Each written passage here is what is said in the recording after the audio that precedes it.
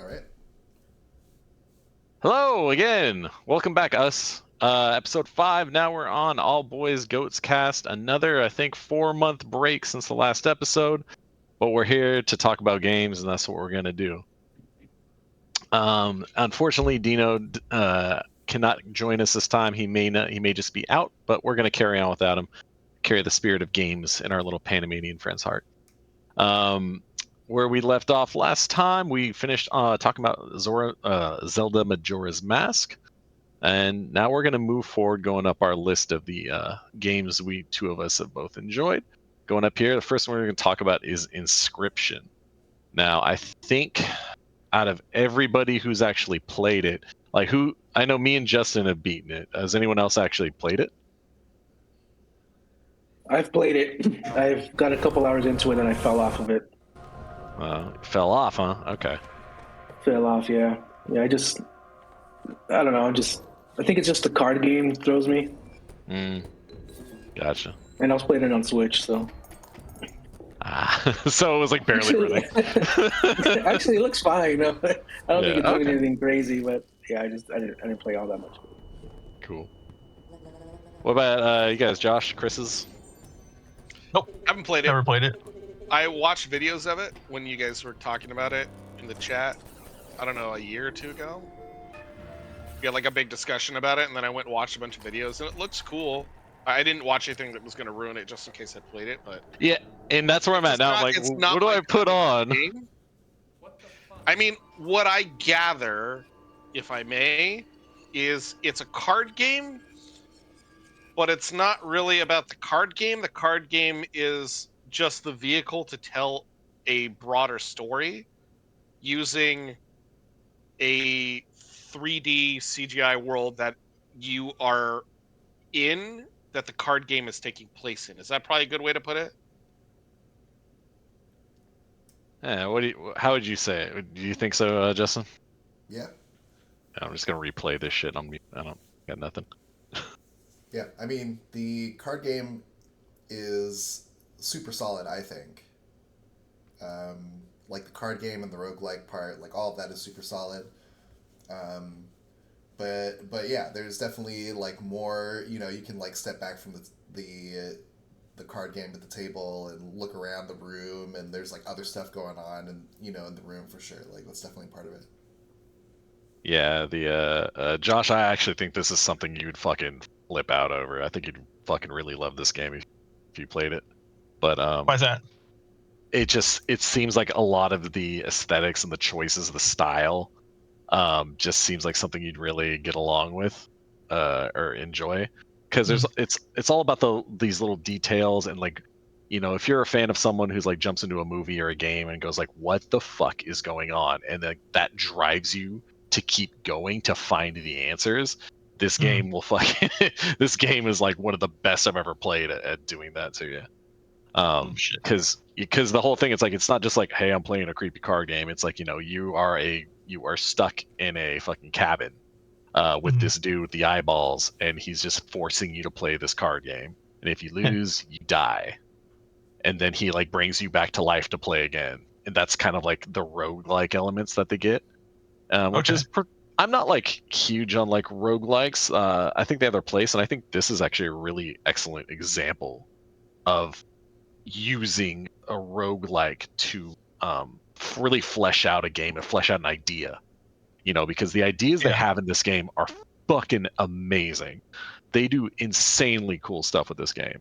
But for like, since it's not a quadruple A game, right? It's it has a short shelf life unless you do things artificially to extend it, and that's kind of one of the ways. And so you're just trying to beat this guy at the card game, you die, you get like a special card every time, and you keep going until you can finally beat him. And then the curtain starts to pull back, and that's when it starts pulling you in. It is literally impossible to talk about this game without like ruining everything that it is. Right. Just because there's so much. And it's like, I know this is like our podcast. This is like where we should be probably going into like those kind of details, but I just don't want to. And there's I don't know. There's that first time where like you finally beat him, the guy, the guy who's playing you in the card game, and the things start to happen, and you're just like your eyes are fucking wide, your jaws hit the floor, and you're like, what the fuck am I playing? And then there's like elements to where like at certain points when you are playing it, you start to get scared that the game's gonna like fuck your console or your computer up. Like it's so hard to be more descriptive than that, but it is really a game where you like it is so unpredictable. Like you're not just playing a game to beat another level. You're wondering like, what the fuck is this game gonna do to me? And Right. for my mind, like I rate this game super high up in my tier list because it's just you cannot get that kind of game. Like it's so rare, and it's like the thing that I've always loved about video games more than anything else is the fact that you can have a great movie and a great book, but you as the person, you are the one. The games allow you to like hold the controller, and I'm making the decisions now, and I'm making those choices. And we'll talk about like Red Dead Redemption, but it's like the things that happen in the game are directly because of what you do. Mm-hmm. And so when a game can pull you in and you make those decisions, you do the things, and I don't know, like I'm losing my train of thought here, but it's just I could gush over it all day, but it's really hard to talk about it without spoiling it. Yeah. Cool. Yeah, no, I just added it to my wish list. Yeah. I'll pick it up next time it's on sale. The only thing I really have to add to that is that I'm not a huge roguelike person, but I think this game uses like the roguelike model really well because it's like any other roguelike where there's like kind of an area and you have like a path that you go between, and then there's like a boss at the end of the path, and then there's like a few paths, and then like that's kind of like a run. And what I like is that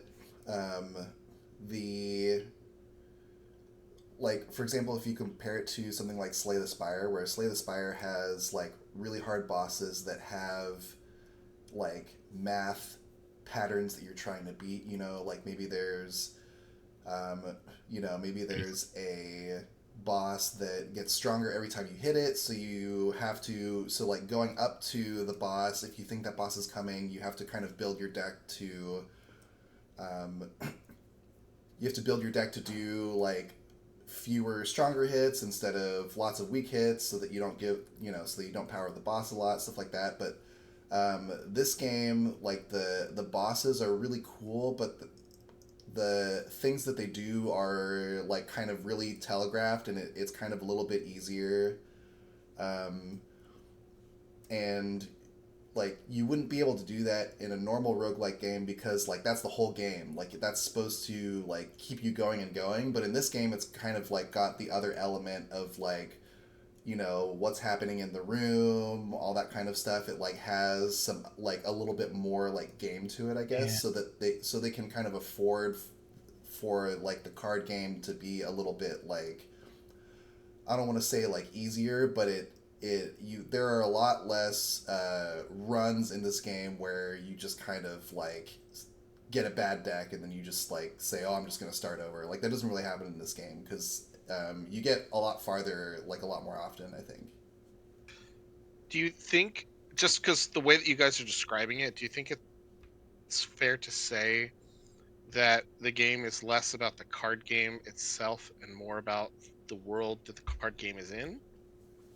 And the storytelling that they do for you as the player? I think it's like, put yourself like, imagine that you are, get ready, Chris, I got to get an analogy for you. So imagine that like, Thank you for your service. Imagine that you're going to build a haunted house for like, and you want to do it for the neighborhood kids, and you're thinking of all these cool ways to like scare the kids and stuff like that, but you're like, I don't want to go too scary, but I need them to be scared. What you're doing there is you're creating an experience for others, and you're like, I want them to feel this. I would say that Right. So it's more of a curated experience, and the card game is used as a vehicle to do that, right? Yeah, I'd say that's pretty accurate. Yeah, like, the reason you would play this game is not because this is the funnest card game ever. It's not even necessarily able to like know the story, but it's just like you want something to happen to you because the things it's going to do to you are going to make you feel happy, scared, anxious, all these different things, and you want to be like, it's like watching a really good movie and getting this cool story and everything. But yeah, absolutely fantastic game. Go blind for a second.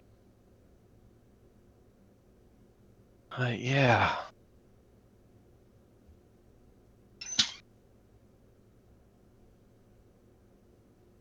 Yeah, that's Inscription. Absolutely fantastic game. Wish we could kind of go into more detail because, oh man, the stuff this game does, it's incredible stuff. Like really, like I think this one and Red Dead Redemption, the first one, are like the first, like some of the only games to where I've like sat back and just been like baffled by someone else, like the game developer controlling. It's really crazy. All right. Anything else to say before we move on? Cool. All right. Next is Life is Strange. Oh, actually, let's add this to the little listy up here. Script. Cool. And there we go. All right. Life is Strange. I have never touched this game. I don't know what kind of background footage you want me to put on for you, but let's just loop this trailer for a minute. Right. Someone talk to me about Life is Who put it on Strange. their list? Who put it on their list? Yeah, whose list is it on? Me and Josh.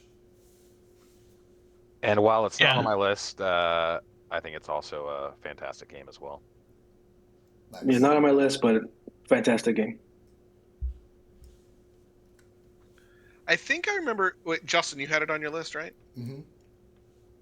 I think I remember hearing you talk about this game because I think I went and looked stuff up about it a little bit. Is this like it's like a life simulator thing, kind of? Is that like you were just kind of like living in her life, and it's more about like the day to day, or I mean, it's not like it's combat based or something, you know? I would say the It's more closest analog would be like It's like a digital novel. Yeah, like the Walking Dead games. Okay. Yeah. Like the Telltale kind of style. Very similar. They have their own twist, this one and Before the Storm and whatnot, but it's kind of the same general thing, or like Detroit Become Human, stuff like that. Mm-hmm. Yep. Where it's like the story travel. itself it's pretty linear, but the game revolves around finding clues and background information in your environment. And then a lot of times you'll get clues that open up additional dialogue options. So you can like question characters, and a lot of it hinges on the choices that you make in dialogue. Like that's like a majority of it. Gotcha. Now, Yeah, it has multiple endings, doesn't it? Yep. Okay, yeah. So yeah, based on what decisions you make throughout the game, it does impact the ending that you get. And like the endings are wildly different. Yeah. And I think there's a little bit of tie-in to the second game too. There's like some you can like load it, like it's like Mass Effect where you can like load your save, and there's like a couple like hints, or a couple like I don't know, like Easter eggs. Yeah, there's like a couple Easter eggs that like kind of reference which ending you got in the first game, but yeah, I really like this type of game just in general, but this one I think is really well done.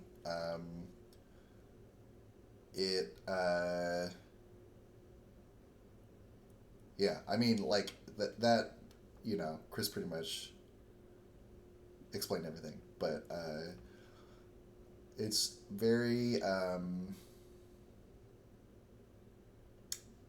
it does a good job of letting you like kind of take your time. Like you can see on the screen right here, it lets you know every time something that you do is going to have consequences. So it really it does a really good job of letting you like really choose how you want the story to go without hand feeding, you know, without letting you just like be God, you know. Mm-hmm. Like, And I would say the main hook, I would say, in the first game is that the main character, Max, she essentially has the ability at times to rewind time, and they have that deeply tied into the story itself. So it's not just like this random gameplay mechanic. Like it's actually really well thought out. It ties into the story. It ties into the themes. Like at times, it almost feels like a weird pseudo modern Twin Peaks. Mm-hmm. yeah. I can see that. Gotta watch that show. Yeah, well, Yeah, you know what what's I funny? really Huh? Oh, go ahead, Jose. I know I was gonna say what I really liked about it, or what it kind of drew me in, was it's kind of like you know, it's almost, when you look at this game at face value, it's almost, you see the characters, you kind of see the story, and it's not like what's the type of, it's not like a macho man game, you know what I mean? Like you're not like, oh man, this is, I'm gonna go kill some dudes. It's just it's a type of game that it really kind of you know, you guys did a good job explaining it, where it does a good job of letting you choose, you know, how you want the story go. But it's kind of cool because in the way that it lets you, uh, you know, almost live the life of this teenage girl, and it's like, oh, I don't want to be a teenage girl, but it's. Yeah. But what I really What if I was want to cool about be? it too. Well, then you That's know what you a can do what you period's want. like. This was also a game too that was like, it was a cool game to just sit back and, if you have, you know, in my case, me and my wife kind of played this together, and kind of letting her make the decisions. Like I control everything, which she makes a decision. I think that was really cool too. I think it was Oh, a perfect game for that. So yeah, like, hey, that's what do you cool. want them to say, or what do you want them to, you know, how do you want to handle this? And it was just really cool like that. Yep. Yeah, that's how an me and Donna interesting way played to it. play it. Yeah, me and Jen, we didn't play this, but we played the Walking Dead, the original one. And like we both kind of like came to an agreement on like, yeah, this is what we would do, as you know, push us together or something like that. But I like that thing. It's like, yeah, like Rosie do it because, you know, she's a girl and it's a teenage girl, and this is what she would have done as a teenager and stuff. That's really Right. cool. So what is it about, like, you know, so The Walking Dead was a really cool, like, narrative based game. What is it about this one where it's like this is on people's top 50s? What makes it so good? Yeah, because I mean, like, yeah, because The story. there's a lot of games like it, right? It's the story. This game is like 80% story. You know, there's like next to no gameplay. You're not fighting anybody. You're not running from anybody.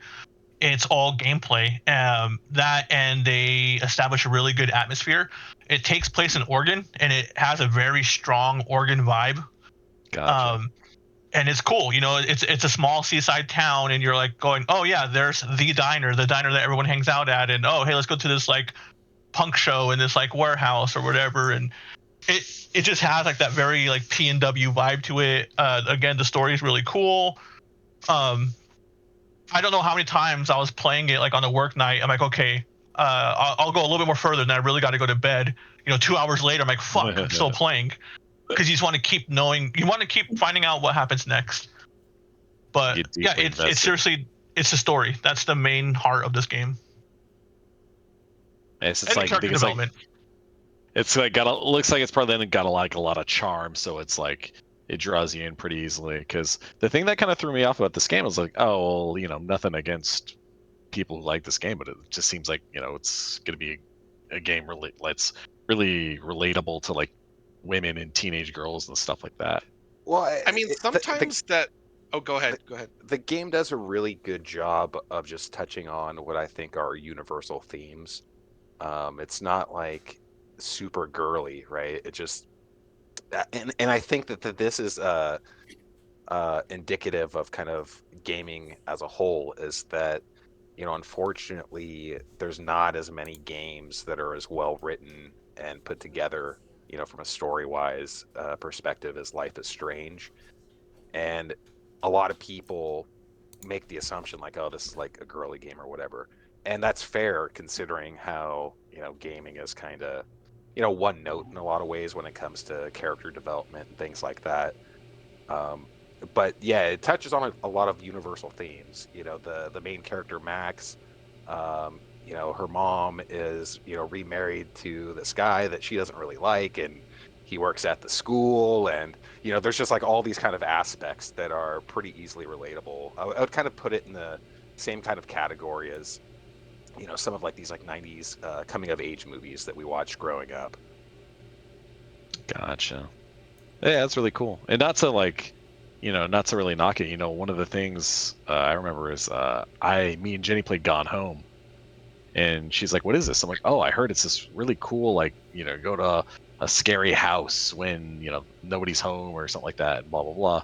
And then you play Gone Home, and you realize that all the horror was a facade to tell a story that's probably similar in vein to the themes and things, or like I don't know, some of the things they do in this game. It ends up being a story about this girl coming out as a lesbian, and her mom and dad not having a good relationship, and her sister running around or something like that. It's been a long time, but I just remember like really appreciating how that game used it used gameplay to really illustrate this story, and or really kind of immerse you in the world, so to speak. And I know, Chris, that's your favorite word, the I word, but yeah. Gone Home is definitely, I mean, that's kind of a landmark title in gaming, especially when it comes to indie gaming, for a lot of reasons.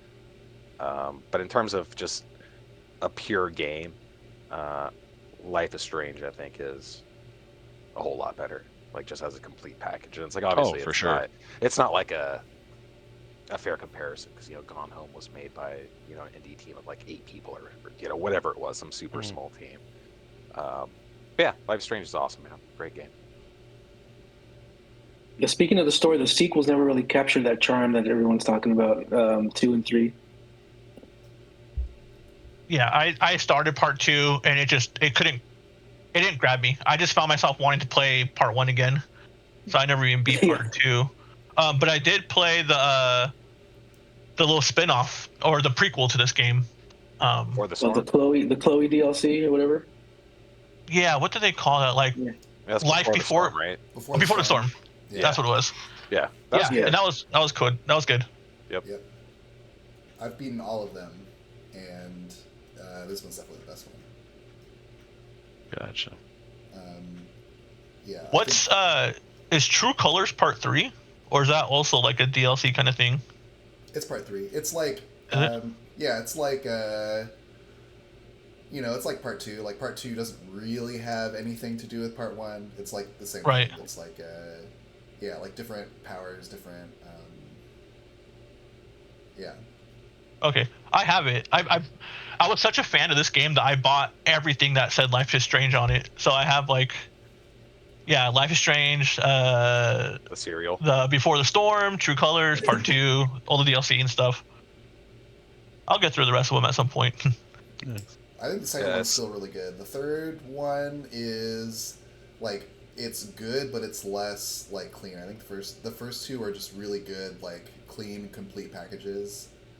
And I think like back to this one, I think the vibes, the kind of Twin Peaks-ness of it, and like especially I think like Chris was saying, the way that like the power is integrated into the story. You know, it's one of those stories where like, you know, it's not like, oh, like this, you know, we've got this weird, you know, like supernatural or like, you know, this weird like magic type thing that's happening, and you know, and life just kind of goes on as normal. Like it's one of those things where like you look at the story and you're like, well, if I had that kind of power, I would just do this. And it's like, well, no, they like think like the characters like also go through those like thoughts like in the story, you know? Right. Cool. Yeah, and I think it does a really good job of, there's kind of like this existential threat, right, of all this weird stuff going on with the storms and stuff. But at the same time, you have like the actual personal story, you know, with Max and Chloe and her mom and all that stuff. And then, you know, obviously like it all, well, not obviously, but, you know, the things eventually tie together. And I don't know, it just kind of has a simple depth of storytelling and world building that is just not common enough in video games. Yeah. Oh yeah. No, dude, like, no joke, that tornado, every time they would show it, it would always freak me out because they did such a good job of like, I don't know, they did such a good job of creating this like impending doom, you know. Yep. And it just, yeah, it actually legit made me nervous. I'm like, shit, I know at some point that's gonna hit, and yeah. Damn. Cool. Life is indeed strange. Hey. You know what's crazy? This game's published by Square Enix. Like, that always kind of like flipped me out. I was like, really? Because when I first saw this game, I thought it was like a straight up just like indie title. Because it's not the most prettiest looking game. You know, like it came out in 2015, but even back then the graphics looked like PS3 graphics. Like, it didn't look that good. Was it published or was it developed or just published? Just published by Square Enix. Yeah, it was developed by Don't Nod. Don't Nod, so that. Yeah. I think I just read something. Didn't they like get the rights to the game away from Square? Or am I thinking of a different game? Yeah, I'm not sure. You know. But shout out to Don't Nod. They this year they released this game, Jasant, where you basically climb a big ass mountain. That's overly reductive, but fun. Game Pass, highly recommended. Great game. Nice. All right. Any last words for Life is Strange? Another solid game for the books, not wrestling books. Life is Strange. Yeah, I'll definitely have to keep an eye on that. It's probably buried in my Steam library somewhere, honestly. All right, Life is Strange. Animal Crossing New Leaf. All right, I'm kind of surprised to see two people have this on their list, but who's got it on their list? I do. Was the other person Dina for this? Oh, maybe. I don't see it on there. It's on 2. It's in the Two Boys column. Say maybe. I wonder if I don't think it's on his. Let me see. We'll find it. Yeah, I don't see it on his.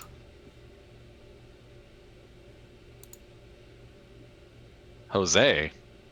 Is it on mine? Oh yeah, it is on mine. That's so good he forgot about it. Oh, this game's my favorite game. All right, let's talk Animal Crossing New Leaf. You guys told me earlier this is a 3DS one, so. Yep. So, 3DS. Is this just kind of like one of those things where it's, you know, and you were like, I want to put an Animal Crossing on my list, but which one? And you just like, well, I like the 3DS one the most out of everything else. That's definitely how I kind of did it. I liked all the Animal Crossings, all the way. You know, obviously I didn't play the ones that came out in Japan, but the GameCube ones, DS, 3DS, and Switch, love them. They were just great. You know, no pressure, do what you want, chill. In this case with the 3DS, you can sit back on the couch or on your bed, just relaxing, fishing, catching bugs. It's just a really fun. It's just a really good game. I don't. It's just a relaxing game for me, at least. It's just after a long day. Sometimes I don't want to play something that's super stressful, and this game was perfect for that. I mean, I just want to catch a couple fish and turn them into the owl, and that's all I do for the day. That's it. I mean, go to sleep. Yeah, that sounds great. Oh yeah, go ahead. I was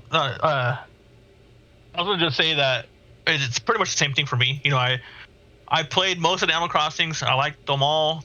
But yeah, I think New Leaf is the one that I got hooked on the most. I think I have I know it's for sure over 400 hours on this game. It might be closer to 600 hours. Jeez. But yeah, I used to play it a lot, and you're just doing the same redundant shit, but something about it is just really calming. It's nice. And I will say what I like about this one over the one for the Switch, New Horizons, is that in this one you're the mayor, so you feel like you have more control over the island. It feels like you have more of an impact. As where the other one you're just a resident.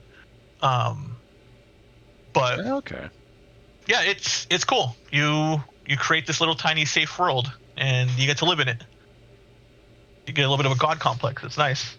Also, the Switch game doesn't have Rossetti in it, so yeah, that's right. This is maybe gonna sound bad, but I have never played Animal Crossing. Same. When the very first one came out, I looked at it and I thought, that's not for me. Fucking animals. And then I never played it. I watched some videos of it later when that was a thing, and I looked at it again. I was like, yep, that's definitely not for me. And so I never played it. Yeah, there's the things that the games like this and Stardew Valley always kind of intrigue me on is that thinking about becoming more successful later in life and I want to get a house and I want to live in that ideal neighborhood. You walk out, hey neighbor, how's it going? You see the mailman, hey, how you doing? It's really nice and comfortable, and it's kind of gives you that sense of comfort and security and all that. And I kind of wonder do these games kind of offer that? You log in to go catch some fish, pick up some seashells, or remodel your house or something like that. Is there a kind of aspect where hey, there's Rossetti, I'm gonna go say hi, and just see what he has to say today and stuff like that. Where you really just living this escapist life of just kind of what you would be doing if you didn't have to work 40 hours a week. Yeah, that's totally it. Mm-hmm. Gotcha. And Josh, did you play the stock market in this game? Yeah, I did. Did you ever go to other people's islands and get just make a shit ton of bells? No, I never got to do that. Yeah. I mean, I played it, but I didn't I never got good at it. I would just make whatever I could off of my local shop. Yeah, there's a little section in the game where you buy turnips from this lady on Sundays, and throughout the week you can sell them back to, I believe it's one of the Tom Nook or his nephews. But every day they give you a different price. But other people in other games also have different prices too. So if you know somebody that's selling it for crazy amounts of money, you can go to their island and sell all your shit and then make a bunch of money. And then you can buy more furniture and stuff like that. People get really intense with it and make millions and millions of bells. It's kind of nuts. Mm-hmm. This game seems like the kind of dangerous ass game. Is you're all right, well, I gotta go to bed soon. All right, I'm gonna bring this thing in bed with me, and then fucking boom, 4 2 hours later, yay. The nice thing is actually that as long as you're not time traveling, because the game relies on the real time clock, so the time in the game is the time when you're actually playing. You know what I'm saying. And that was actually one of the things that I always liked about the series itself, is that ultimately it's designed for playing for maybe 1-2 hours at a time. You do your things, you Mhm. check in. You can always grind, walk around on the beach, and wait for like more shells to show up and fish, and you kind of do like more of that kind of stuff. Uh, but just the chill way that it progresses and how it's meant to develop over a long amount of time. It's something that's unique in games. Even the first game came out N64 Japan only, and I don't know, like 99 or something like that. Mhm. And, in the 25 years since that first game, there aren't really many games that really, rely on the system clock and kind of have that day-to-day progression that's kind of analogous to real life. It's one of the unique aspects of the Animal Crossing series as a whole. Yeah, I feel like, when you put it that way, it really kind of like shines a light on the idea of like, if you play Stardew Valley, your days are like what, 10 minutes. Yep. You play this one and it's like, no, your day is your day. You're one for one, minute for minute. And that's really putting an emphasis on like you're not quit your life. Huh? Oh, so like to enjoy the game fully, you actually just need to quit your real life. Well, no, it's more like one of those things. I see it as, this game doesn't want you to speed run it. It doesn't want you to do anything crazy like that. It wants you to like really like just take it in as part of your, like part of your day-to-day life and be like, all right, I am going to spend like 10 minutes here, 20 minutes here, and then hop back the next day. And stuff like that. Yeah. Well, and like Chris said, rarely would you ever play it for longer than like 2 hours. Because in this game, especially once you got everything like built and established and unlocked, you pretty much just jump on there to do, pretty much your dailies. You go and you sell the same stuff. You do this, you do that. You just have your daily chores that you do. And when you get to that point in the game, rarely would you sit down and play it for more than 2 hours.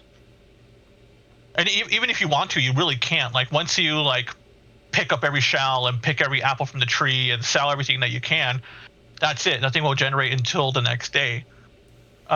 Or if you jump on like late at night, let's say you start playing at 1 a.m., all your villagers are going to be asleep. So there's not really much to do that late at night. Mm. You'll have like different bugs and things that show up and different fish Yeah. depending on the time of day and night. So there are like things like that, but yeah. Cool. All right. Anything else to say about Animal Crossing New Leaf? All right. Add that one to the list. Oh, that's actually one thing I was going to ask. Did it have any cool Street Pass functionality? Yes. It did, but I can't remember what they were. Me neither. What was it? Oh man. You got like special coins, I believe. Like it also worked on the pedometer, I think. So the old pedometer. depending on how many there you go. And as yeah, exactly. And depending on how many steps you took, like you got a certain amount of coins that gave you like special access to certain items, and I don't remember what they were. Gotcha. Miss Street Pass so much. Me too. All right. So next one on the list, Mega Man 2. This one's a big one for me. I'm wondering if the other person was Dino who had this on their list? Or is this Chris? Or is it just me now? Just me now. I don't know who else put it on there. Pretty sure it was Looking Dino. at Dino's. Not me. I'm Dino. Is it? Dino at number 18. Yeah. It's Mega Man 2. This is the game, like, this is my first video game ever. And What a rough, hard ass game to be a game. That's yeah, I didn't say I was good at it, but like, it's like, so being like that young, I think I played this when I was like 4 years old. And I remember I have like really great memories of like looking up to my big brother at the time, because me and my brother are like 10 something years apart. But he'd be playing this game and I'd be like, how do you beat this guy? And he'd go over and he'd beat the guy and he'd show me, he's like, hey, you got to do this. I'm like, oh, you're so good at video games. Oh my God, I want to be just like you, that kind of thing. And then, like, you know, as a kid, getting a little bit older and a little more adept at actually being able to play the game, and like beating another boss, and all of a sudden you can beat the game, right?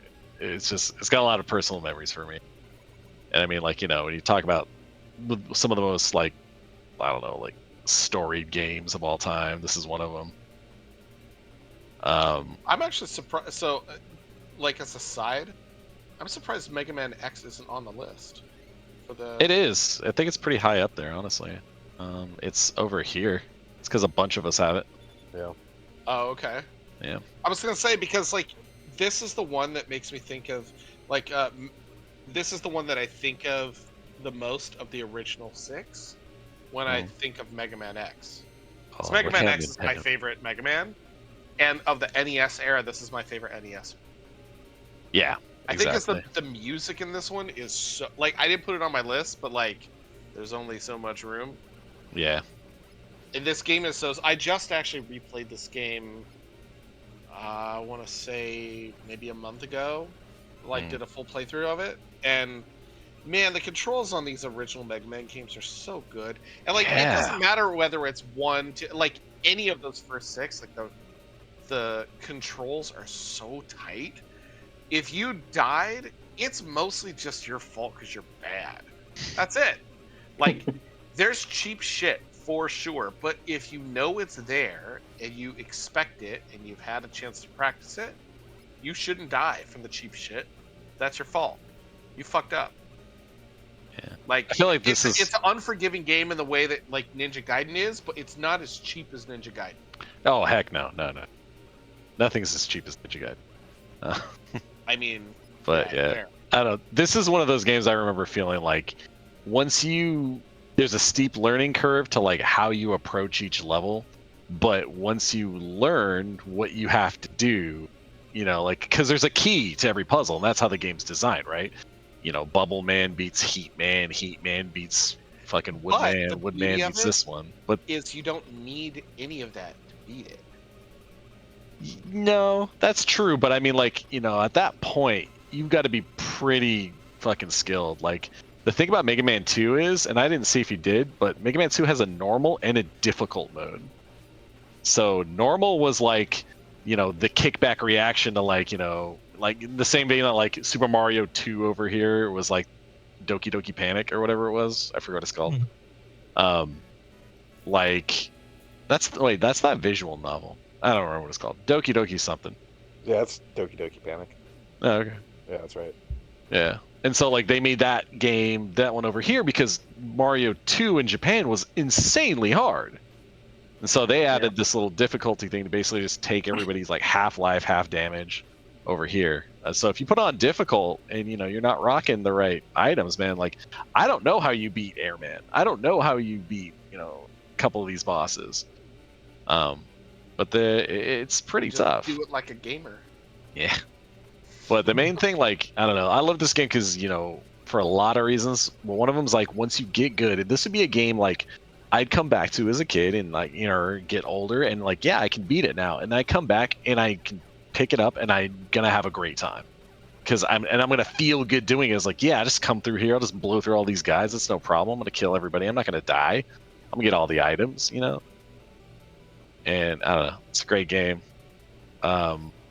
This game is also extremely well known for its music. I was gonna say the Wily theme is like very iconic. Yeah. Justin, you ever listen to any of the tracks that came from this game? No, I think maybe some stuff off of, like, OC Remix back in the day, but yeah. I mean, it has some all-time bangers. Like, this is a great one. Honestly, all of the levels are great. Wily's theme is the best one. Yeah. My personal favorite is this one, Bubble Man, because it's like I like the weird kind of calm it has. There's something about, like, and this is one of the things that, like, when I was a kid, like I said, this game has a lot of meaning for me. And it's like, I remember being a kid and just being like, I could just turn this game on and just listen to the music. And I remember when we were younger, I'm like, the idea of, like, listening to video game music was so, like, cringe. we didn't use that word at the time, but it was like one of those things. It's like you wouldn't be caught dead, with your non-gamer friends or a girl or something like that. Just she would catch you dead listening to fucking 8-bit music. Like, you do that shit in privacy and locked doors and all that. But yeah, like the music was just incredible, and it's like I was thinking like as a kid, just like, man, am I gonna be like 30, 40, 50 years old listening to this stuff later on? Like, sure fucking am. Yeah. No, not me. I'm gonna be cool when I grow up. That's gonna be the thing too. Is like our retirement home is gonna be an NES in the corner and this playing. Yeah. All right, I gotta introduce Justin. Justin, this is probably, I don't know, we can have a little mini debate right now. This is probably the most infamous or famous like Nintendo Entertainment System song out of any game. Huh. But you probably heard it. Oh yeah, I've heard this. Yeah. The best version of this is actually the Smooth McGroove version. Like, no joke, it's so good. Yeah, he actually nails all the Capcom stuff. Yeah, he really does. But yeah, it was crazy what Capcom was doing at this point with their soundtracks and what they were putting out versus like what other people were doing. This guy does not know how to play. But yeah, it's insane, man. But I just remember getting this level. Huh? Oh no, go ahead. Sorry, Greg, interrupt you. Very good. Like, I was just like, it's one of those things where it's like, this game can evoke certain feelings from you. Because I remember being a kid, and it's like, I can't beat any bosses. Now I can beat one. Oh, I learned how to beat 2. Oh my god, I finally beat all 8. And then you like, what's my reward? I get to this level, and I get this fucking music, and I'm about to go through and fucking blow shit up. Oh my god. This one, and it has that in common with Mega Man X too. I feel like they really like replicated a lot of what this level specifically did with Mega Man X's like first Sigma level. Oh man, I don't know, it's a fucking amazing game. Chris Rivera, you haven't said a word about it. You got any feelings about this game? No, I mean it's. I don't have a lot to add that you guys haven't said, other than I think it's one of the best first sequels in the history of gaming. Because don't get me wrong, Mega Man 1 is still a really good game, but Mega Man 2 took everything and upped it a couple levels. Right, the first game started out with 6 boss masters. Mega Man 2 goes, okay, we're going to give you 8. The music is better, the graphics are better, the boss designs are better, the level designs are better.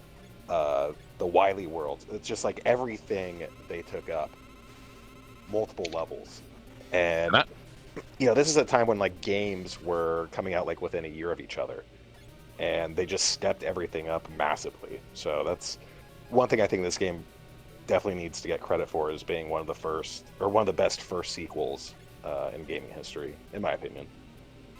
And it's like, correct me if I'm wrong, is this game the inventor of the fucking boss rush?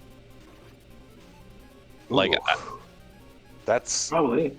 It might be. I think didn't Strider have a boss rush too?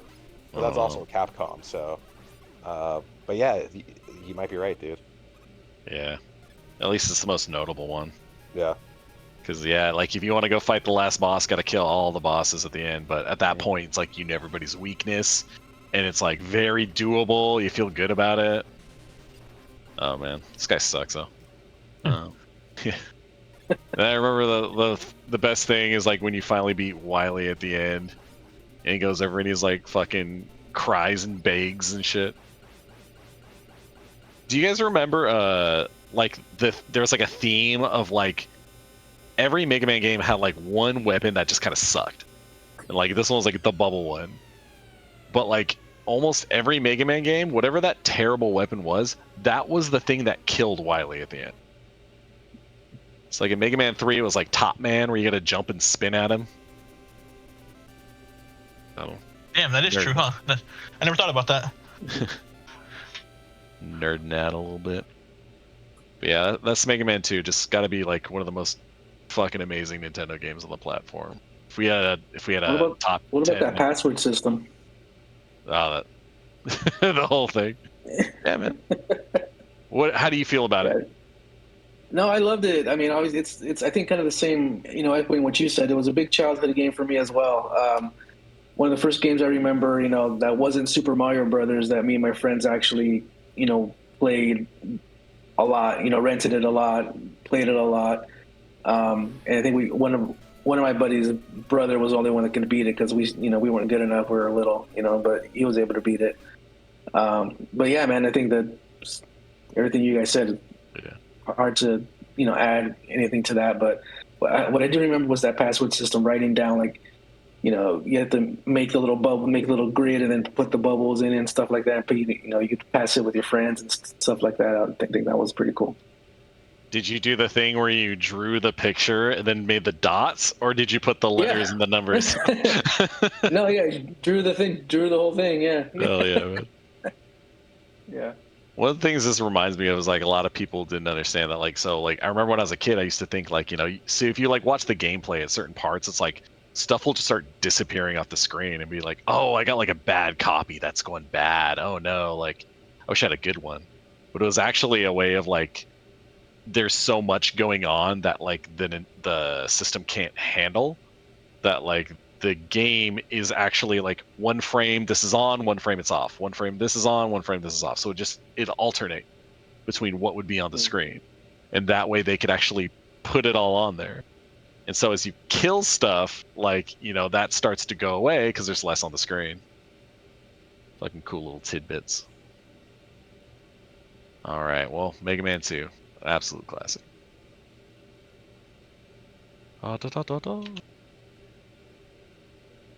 Cool. I feel like we should have like a commercial break or something like that. All right, Red Dead Redemption. Who's got Red Dead Redemption on their list? I do. Looks like Actually, who hasn't played Red Dead Redemption? How about that? That's a better way to go. I Me. feel like this is one of those ones that everybody should have played, right? The guy who Josh, has Red you Dead didn't play it? Redemption on his top 10, or Red Dead Redemption 2 on his top 10, doesn't have this one. Yeah, never played part 1. Really? Yeah. What do you mean part 1? This Or is Red part Dead. 1. I've played RDR2, but not just Red Dead. Well, you know what's kind of cool is if you do actually go back and do it, you'll be playing in chronological order. Oh, really? Yeah. Oh, shit. Okay. Yeah, like the game Red Dead Redemption 1 is John Marston. Oh, okay. Yeah. Yeah, I could talk a little bit about this game, but I really want to hear from people who were passionate about it. So, it's like, Jose, you loved it. Is this another Dino one or something that has it on the list?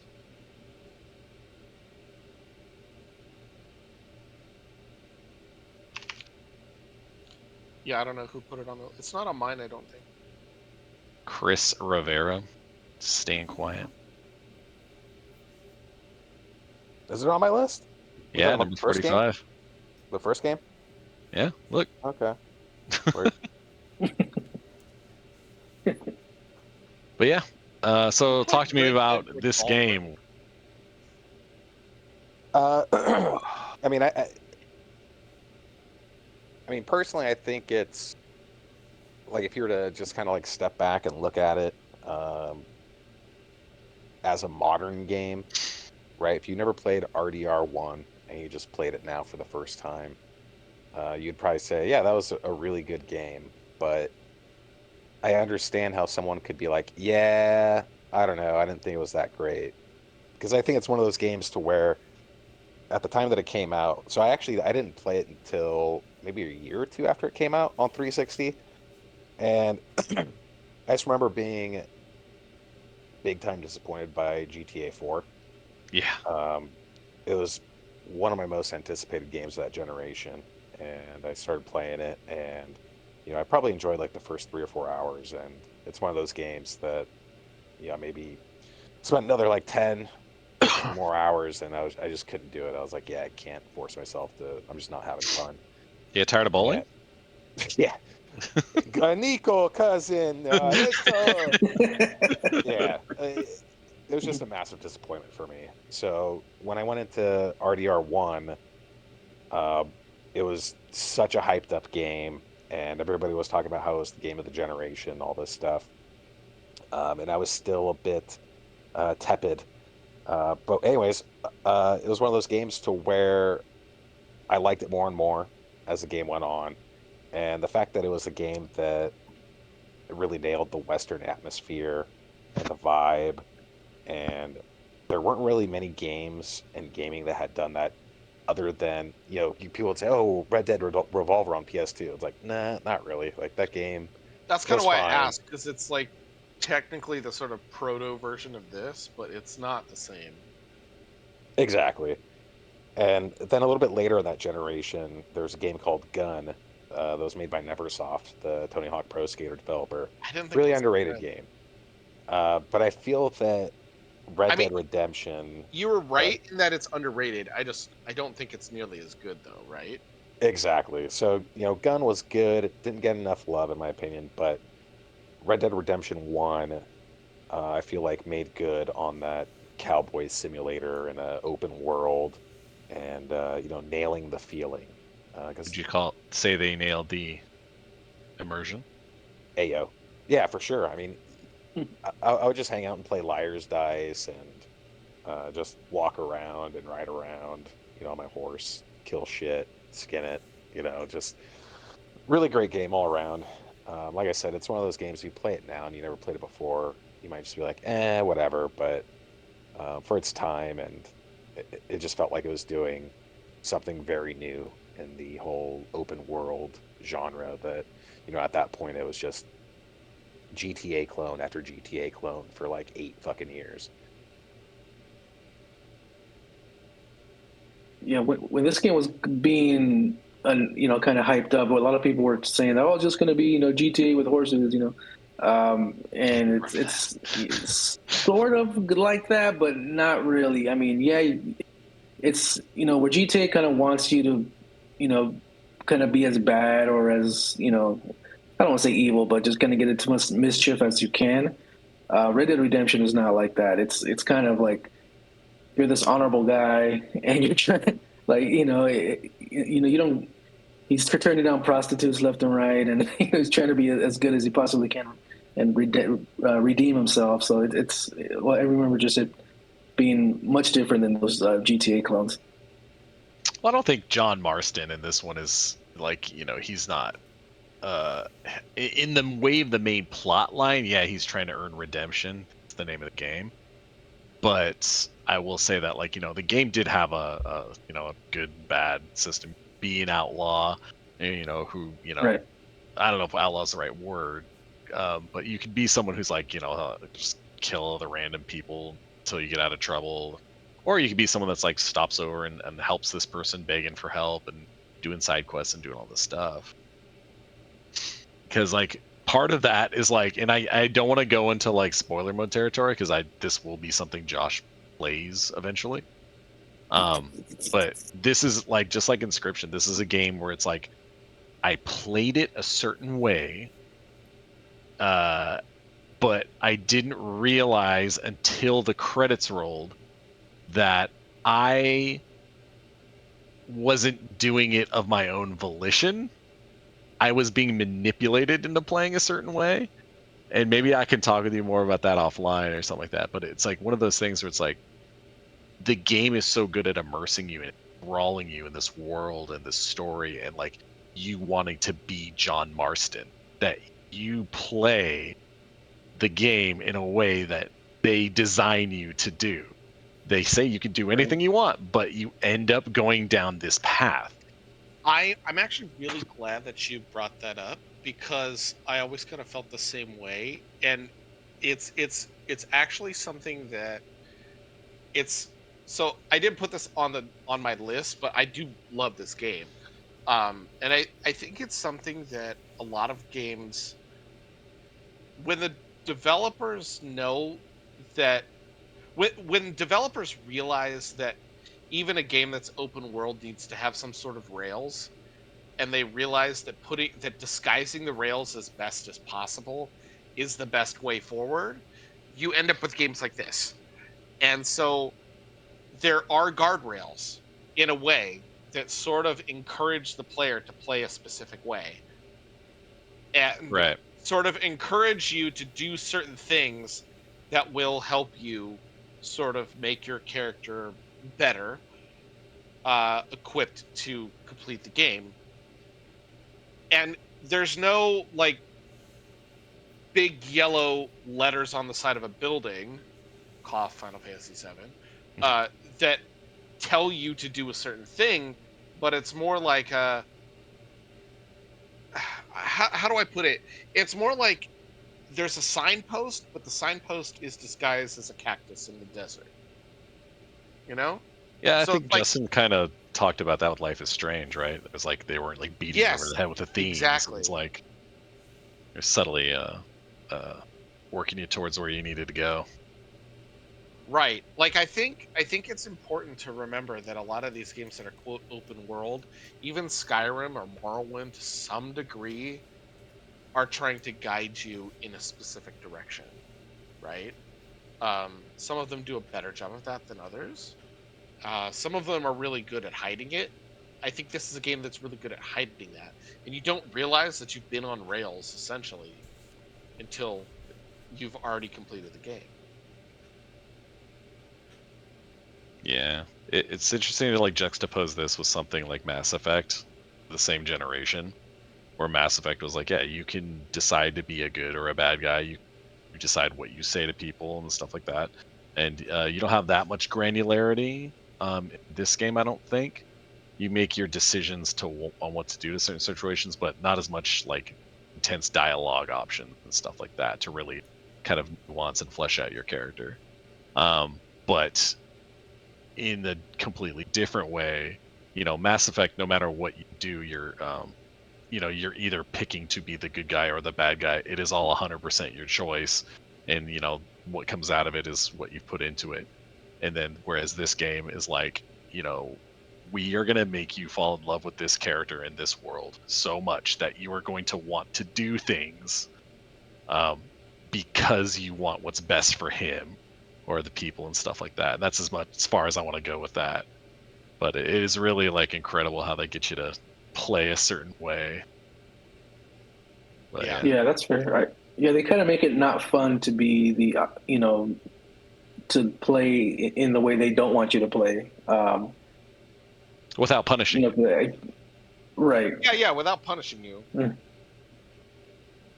And it's really something, and that's like, to me, that's the power of the medium. Like, that's something that video games can do that movies can't, books can't. It's make you do things that just off of I don't know, like ramble on more. Yeah, I remember like I was kind of into this game, and then and I was really annoyed at like go pick flowers. Like that was like the stupidest fucking thing to me. Just like, oh yeah, you want to get 100% in this game? Because back in the 360 days, I wanted like all the achievement points. I wanted perfects, 1,000 points on every game. And then this one was like, oh yeah, you gotta go pick all the flowers. I'm like, I'm not fucking picking flowers. Look at this barren wasteland. I'm not looking for flowers. But it's even more annoying in Red Dead Redemption 2, where the animation is 13 seconds to pick a flower.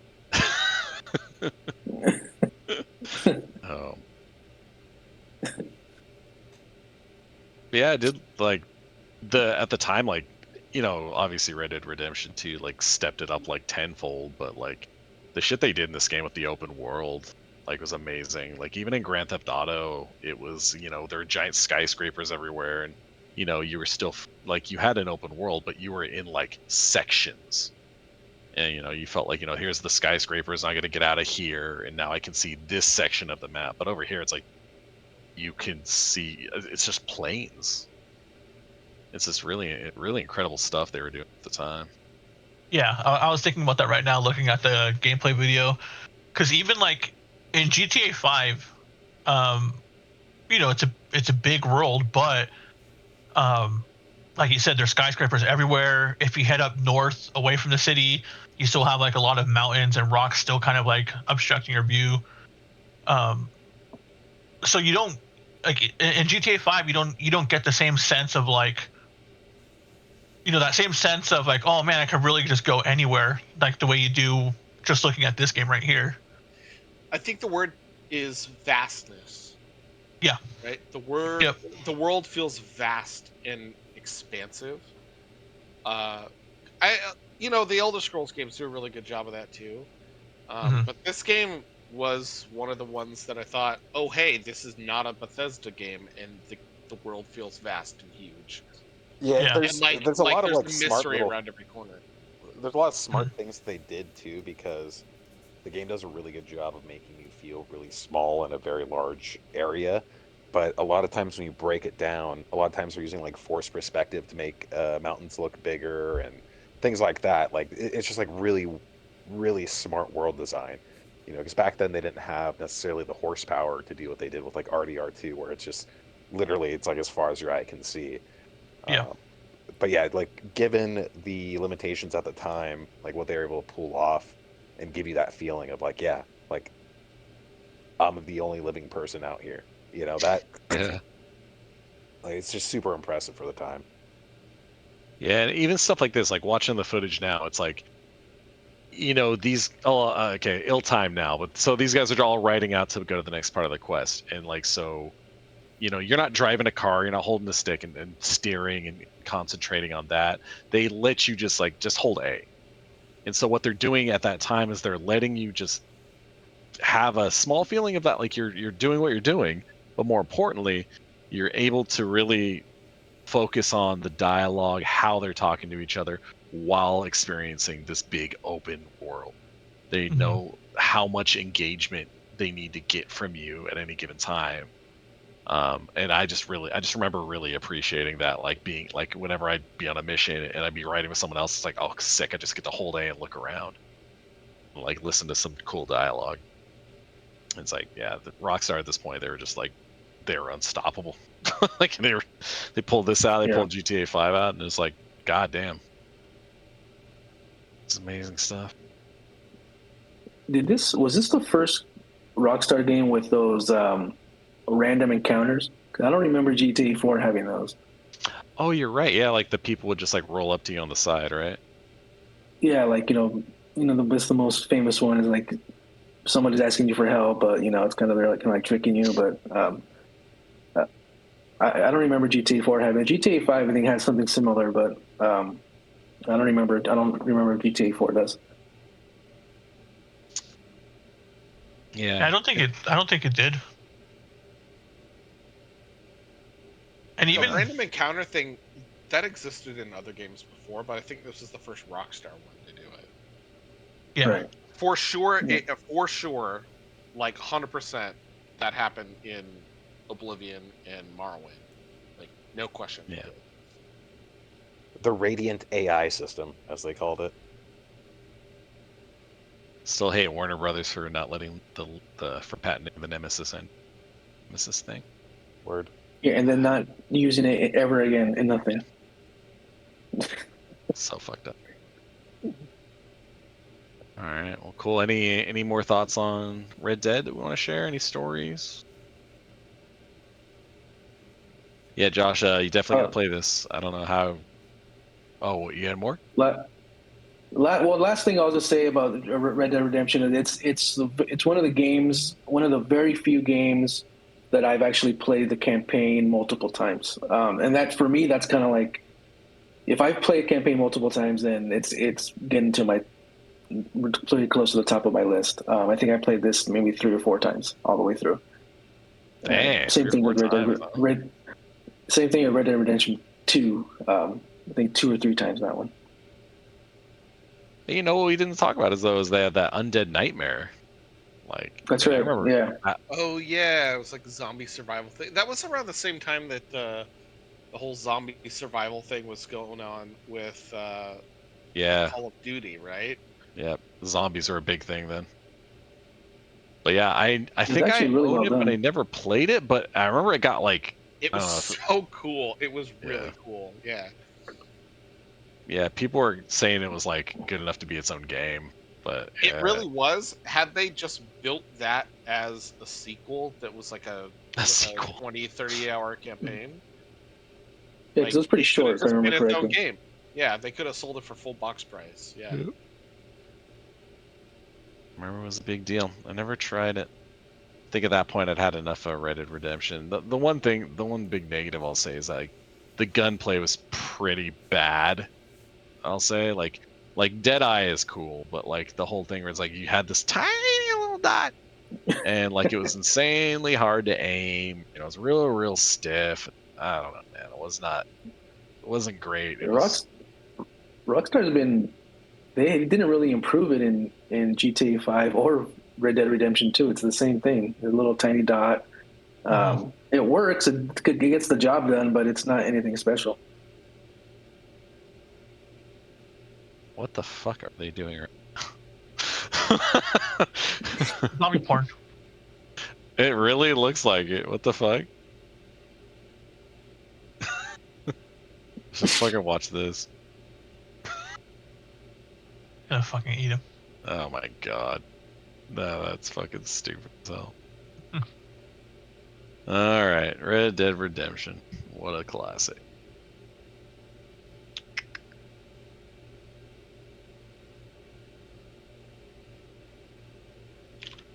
Cool. Moving right along. Bloodborne. Let's talk about Bloodborne. Who else put this on their list? Do I gotta look again? Is it you, Me Jose? and It's me for sure. me and you. So Yeah. just me and you. Okay. I was gonna say. Cool. Yeah, Bloodborne. Has everyone here played Bloodborne? I never Nope. played it. No. I love the Souls games. I just didn't play Bloodborne. Yeah, that's a mistake. Yeah. I don't know what else to say, man. It's a fucking mistake. I mean, I didn't have the PlayStation. Yes. So Yeah, that's the strangest thing, dude, is that like it's just not. Why is everything not gameplay? There we go. It's like maybe the most, just the craziest shit ever is like this is one of the most popular games. I'd say next to Elden Ring. It's definitely like I think it's more popular than Dark Souls. Maybe a stretch, but I would say that the Bloodborne fandom is probably stronger than the fandom for any of their games, maybe outside of Elden Ring. Because I feel like Bloodborne has surpassed any of the Souls games. I could be crazy, but I just feel like also the fact that it's been a one and done so far, I think has also elevated its kind of legendary status, and also the reluctance for Sony to actually, they'll release fucking Last of Us 3 or 4 times, but they won't give us Bloodborne. Yeah, it's like, well, that's the publisher, right? Because Dark Souls games, and Demon Souls too, but I did not play Bloodborne, so I don't know like what is it about Bloodborne that makes it distinctly different. Yeah, so the setting. Yeah, because it's all looking like the same game to me, dude.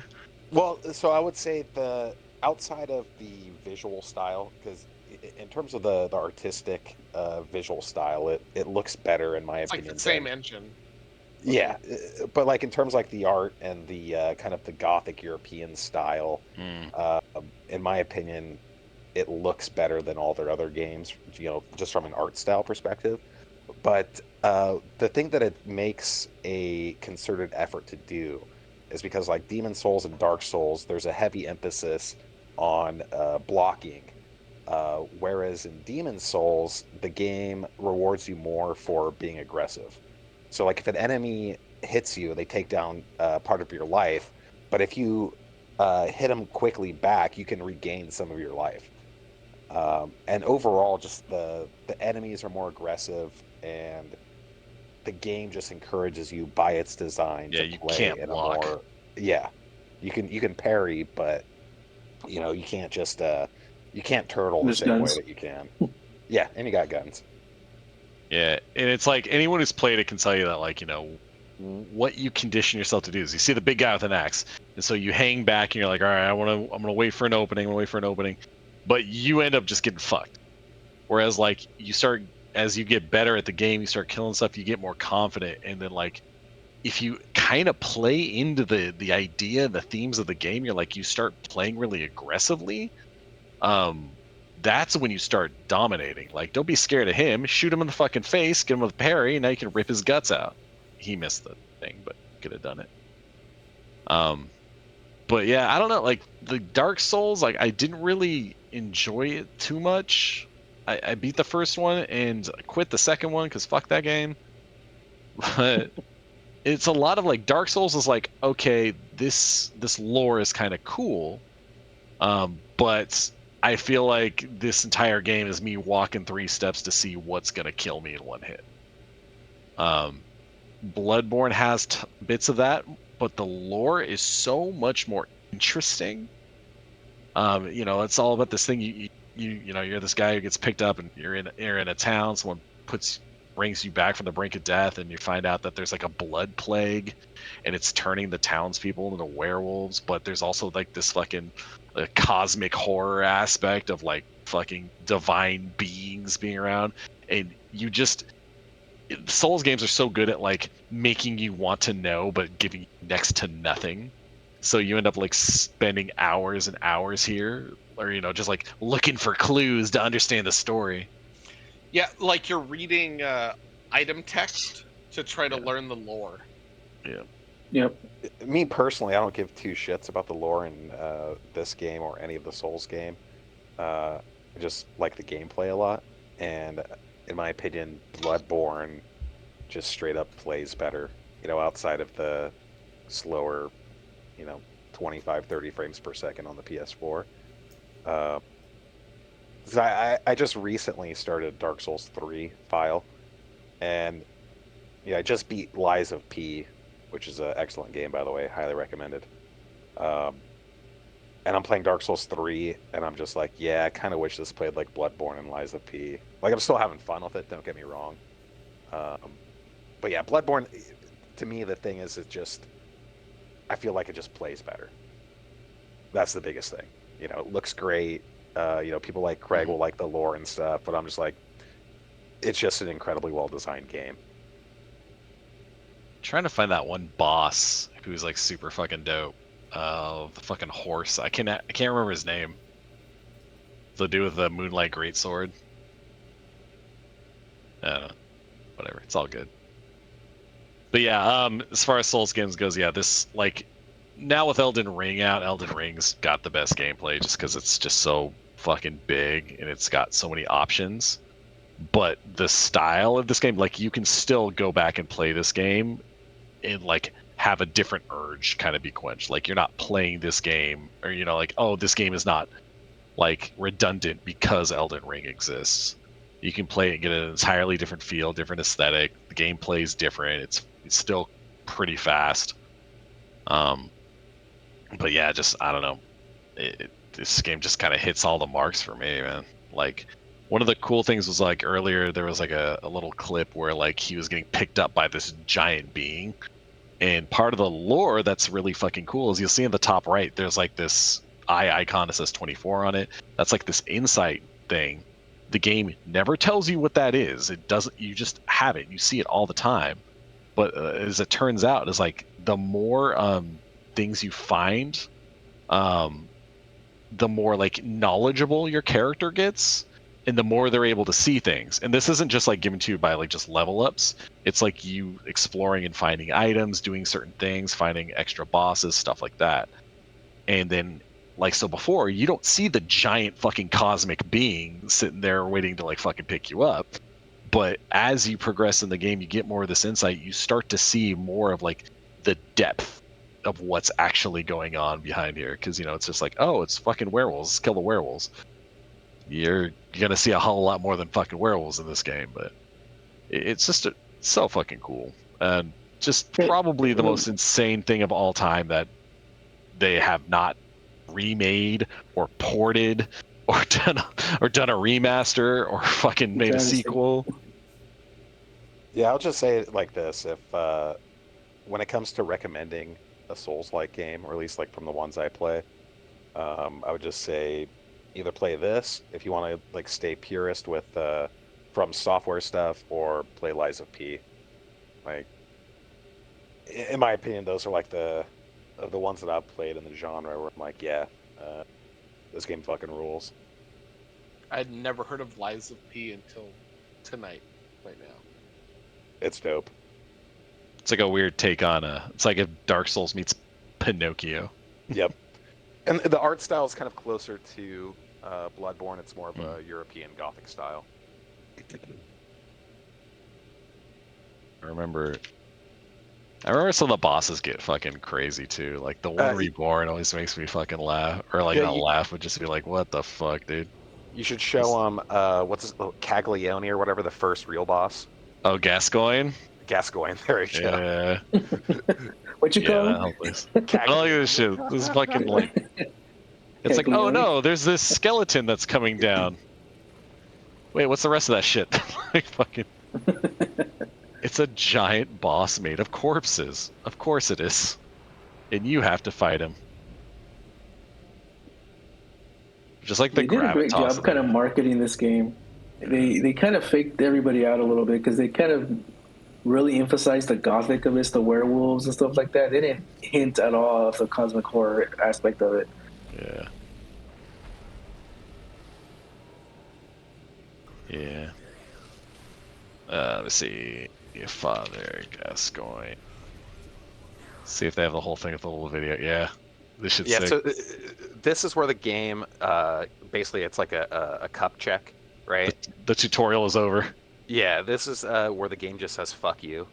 And if people quit at this point, I don't blame them.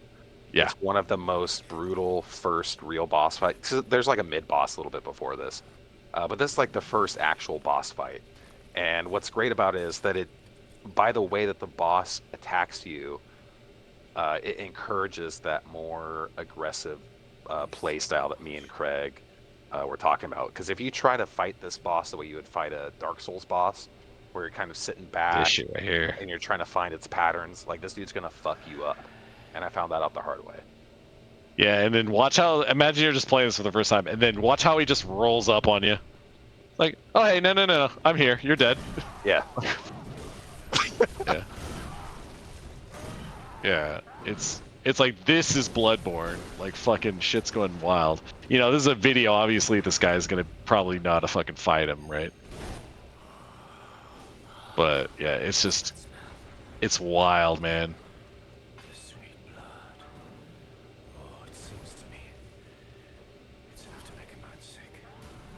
Because yeah, like I was mentioning. Look at that one opening, he's almost dead. Yeah, with Dark Souls, you're gonna stand back and kind of try to figure out what he's doing, but this boss doesn't even let you do that. He's like, no, I'm just gonna run up on you, and I'm gonna unload my gat into you if you get too far away. So you're like, oh, okay, so I have to be closer. I have to dodge. I need to attack before he attacks. It's just really great game design.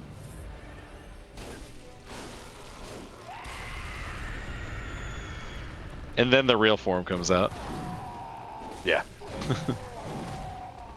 Yeah, so like people get stuck here and they're fucking done, but yeah, that's in a sense that is Bloodborne. Is this like in the beginning or towards the end, or no? This like is near the beginning. No, not an hour. Maybe it took me about 5 hours to get to this guy. Okay.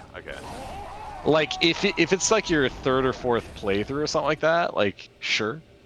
But yeah, your first time like going through Yharnam is like this whole crazy labyrinth. It's fucking it takes you a long time to get here. Yeah. But yeah, Bloodborne.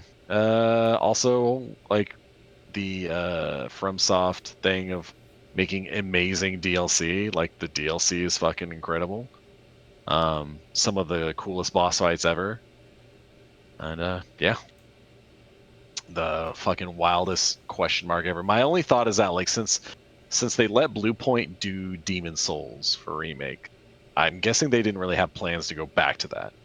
But I'm guessing since they haven't given the sign off for them to do or put out some kind of thing about Bloodborne, they must have an idea to go back. Well, I think that has to do with more of the publisher stuff because Demon's Souls was published by Namco. Oh, no, Demon's Souls was published by Sony, and Bloodborne was also published by Sony, whereas most of the other FromSoft games are just published by FromSoft. Namco. Or yeah. Yeah. FromSoft, you're right. Yeah. Yeah, Sony owns the rights to Bloodborne and Demon's Souls. Yeah, But so yeah, it's like, then why wouldn't they put this out? Well, Because they know people aren't going to play Demon's Souls made by Don't Nod. You know, they want Yeah. they want So the FromSoft other to thing, too, play it. I think sometimes publishers do this thing where they decide to wait until the console that the game is on is obscure enough that not that many people are still going to have it, and they'll be able to market the remake in a way that will convince a lot of people to buy it. Right? Yeah, I mean, imagine Like if they how launched... long did people clamor for Final Fantasy VII remakes, and they just waited until you couldn't get Final Fantasy VII on anything.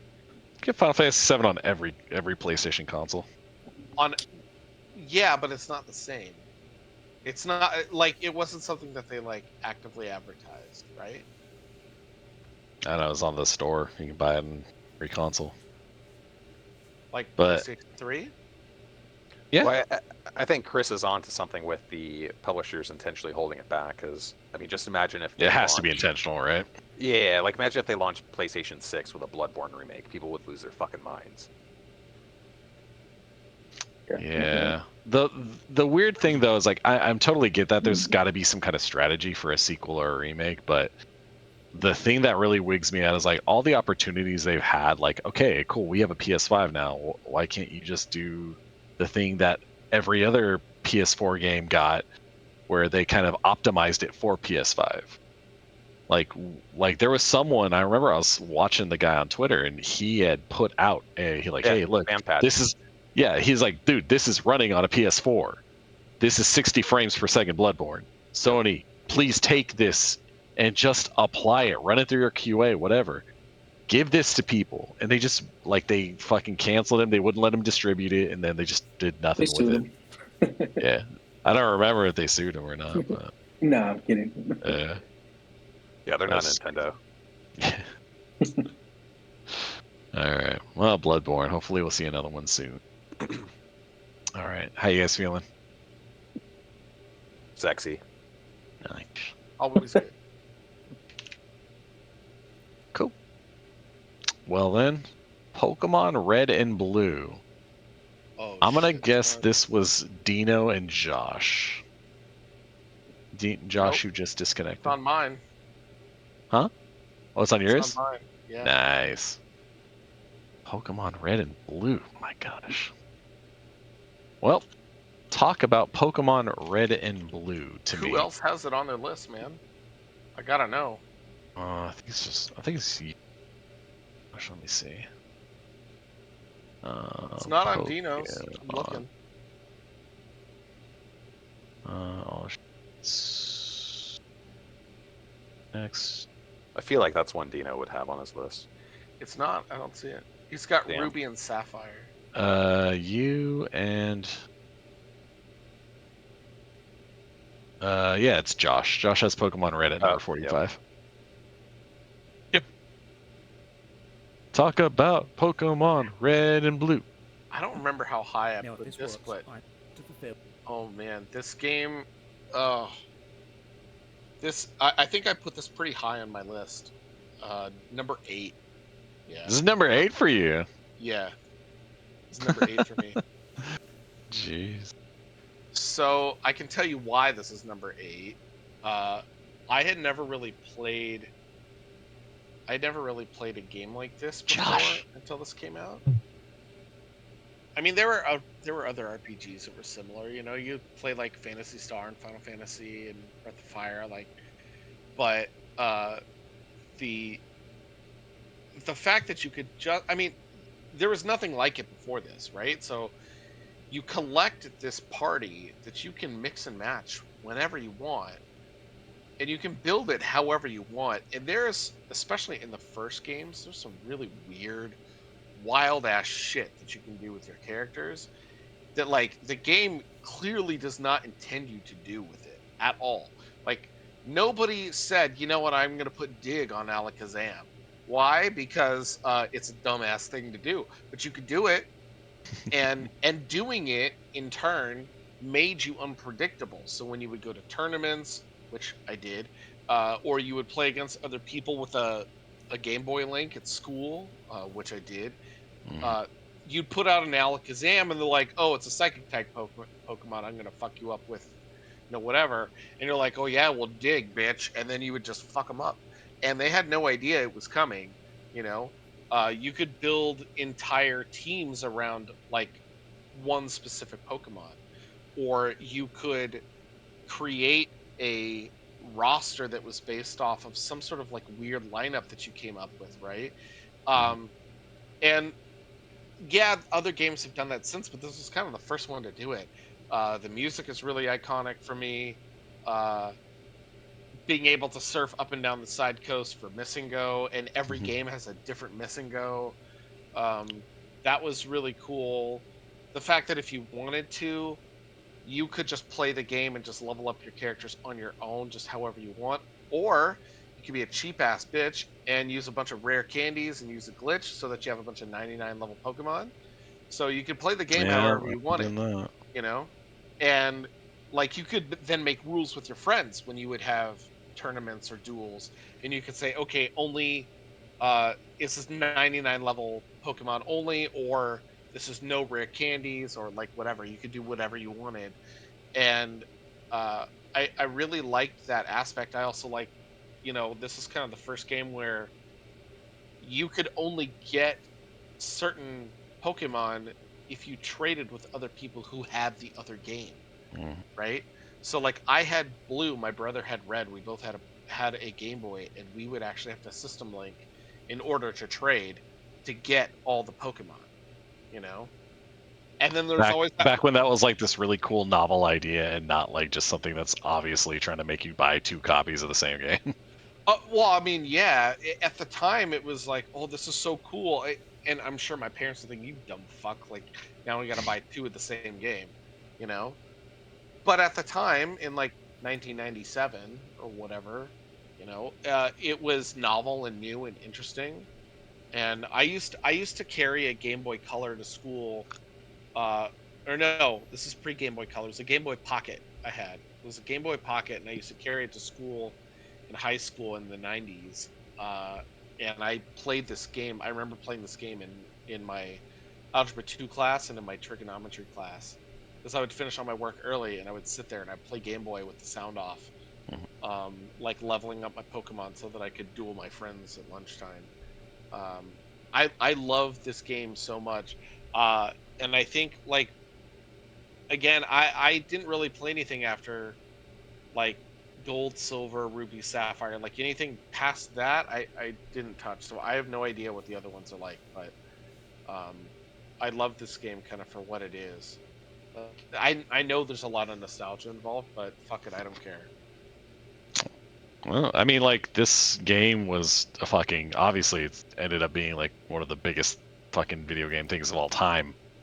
But like, yeah, I just remember hearing like the pitch, like, you play through all these old RPGs, and it's like, well, what if your party consisted of the monsters you fought instead, and not just another blonde dude with a sword or a girl with fists, It's like, I want to be this poison monster that turns into a fucking T-Rex, or I want to be, I want this fucking flying ice bird or some shit. Like, it seemed like you just had so much freedom to do whatever you wanted. And it was like, in the idea of going to catch them all was so fucking cool. There is And also a lot more freedom than you think, too.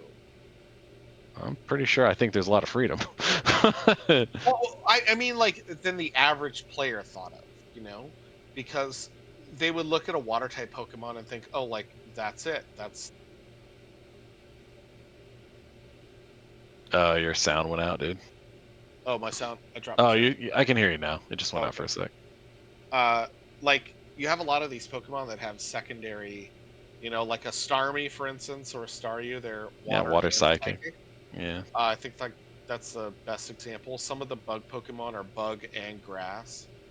And And so you have some of these Pokemon that have secondary types, and so it made the meta kind of more interesting than like, oh, just play a bunch of psychic Pokemon, which is I think what a lot of people in early tournaments did. I never looked into like what people used to do, but I assume just because like literally nothing could stop Alakazam, so you just do fucking Alakazam. I don't know. I mean, Mewtwo was better than Alakazam, but Yeah, Mewtwo there was you kind go. of like everyone expected you to use it, so Yeah, I remember this is a game like me and Josh were at the same school at that time, and I remember. Do you remember? What, we didn't call him Biggie. Remember it was Oscar Palomino? Is that his name? Mhm. Yep. Yeah, I remember that dude. Like, so he's like this big dude at our school, and he's just kind of like he's like this enforcer type. We were in 8th grade. It was whatever, but he's still like this kind of big, imposing dude. But I remember even Pokemon was so big that even he pulled out like fucking he pulled it out of his pocket. Like, oh yeah, and you look at his Pokemon. The one's called like Big Pimpin'. The next one's like fucking like sluts and butts or something like that. It's like yeah, it's like everybody fucking loved Pokemon, man. It's crazy. And it's really like it deserves a lot of credit for being the first like single player RPG that was also like community driven and multiplayer. You know, you want to trade and battle and do all this stuff, and they were doing this on the fucking Game Boy. It's wild, man. Absolutely wild. And I remember being fortunately being young enough to like have that feeling of like, now you know you're older, you beat a game, and you're like, cool, that was fun. But like I remember like getting to the Elite Four and then going to fight Gary and all that, and just like just like the hype and sweating and my heart's beating. I'm like, oh, down to my last fucking ice beam on Articuno. I'm like, oh, fucking, then it was such an amazing experience. Yeah. You guys have any personal stories, Pokemans? I mean, Yeah. Or go ahead. how do we want to do? Because I think there are several different Pokemon editions on different people's lists. So. Oh yeah, we'll talk about those. But yeah, specifically like Red and Blue. I mean, something for me, I think, just in general with the Pokemon series and in general, like I don't know if anybody else did looked at Smogon at all, but What's that? they do like I don't know. They do a bunch of like PvP stuff for Pokemon, but something that like my friends and I did with like Red and Blue and with other generations like going forward is like we would all play the game, but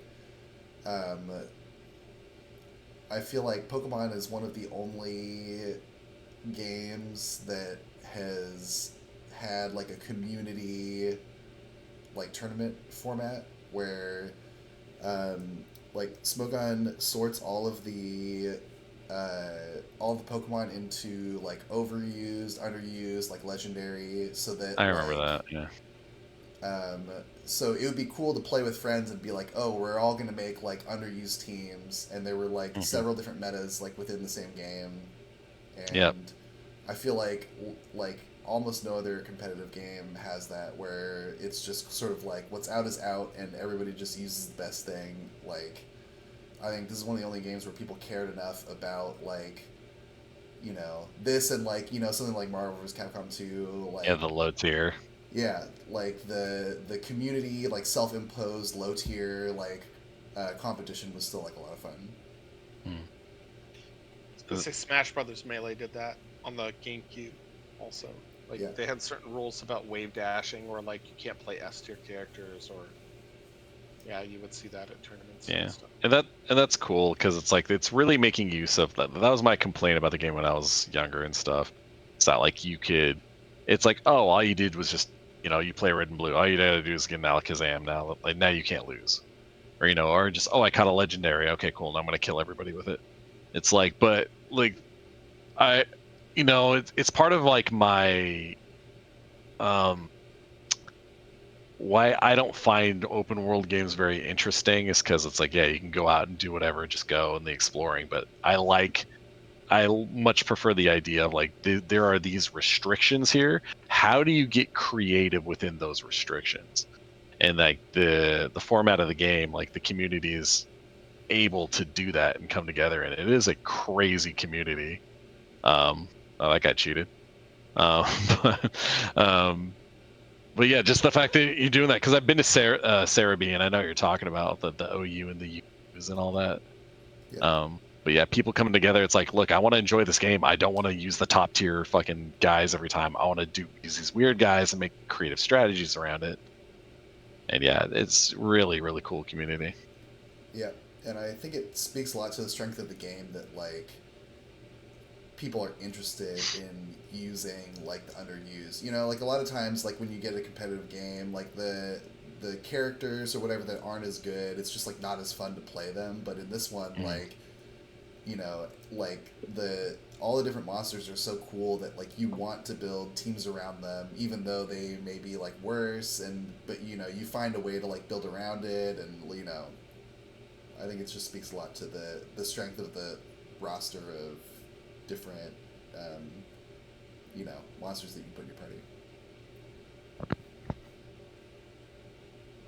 You guys remember what your first team was that you beat the game with? I remember some of the Pokemon I had. I think I can remember most of them. I had a Venusaur, Eradicate, a Nidoking, an Articuno, a Lapras, and something else I don't remember. Oh, a Fearow. I had a Fearow. I love that Pokemon. But yeah, all I know is I had a Charizard and a Pidgeot. Or no. Yeah, Pidgeot. That was it. Like that was. I know those two were in there for sure, but everything else I don't remember. I had a Gyarados and a Articuno, nice. a Venusaur, and I'm trying. I had a Haunter, and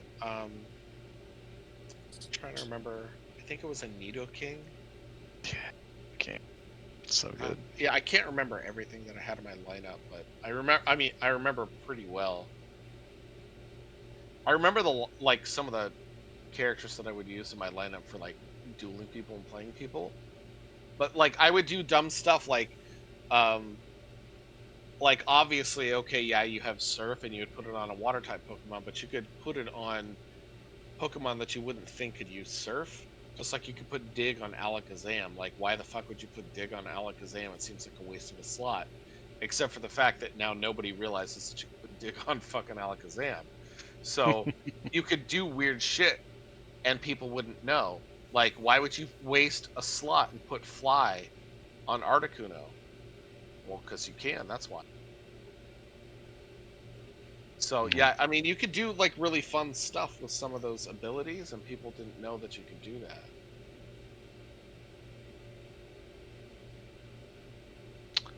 Well, other Chris, you don't have any fondness for the old Pokemon Red and Blue? I mean, I do. You know, I got Red when it came out. Played it a lot. I never really got super swept up in it. You know, I played the card game, obviously. You know, as a Magic the Gathering fan of the same era. But yeah, I mean, you know, I loved the game as a kid and had a lot of fun with it. I don't have any incredibly interesting or thought-provoking stories or anecdotes. I remember I beat a kid up in my neighborhood because he stole my Vaporeon. That was cool. That's my cool story. Did you get it back? I don't remember. I think he ran home. Yeah, it was like one of those things like, all right, I want to have my Pokedex. You trade me this and I'll trade you this. So I gave him the thing and then he's like ran off. Bastard. In my life. All right. Well, any final thoughts on Pokemon? Forever Red and Peace. Pokemon Red and.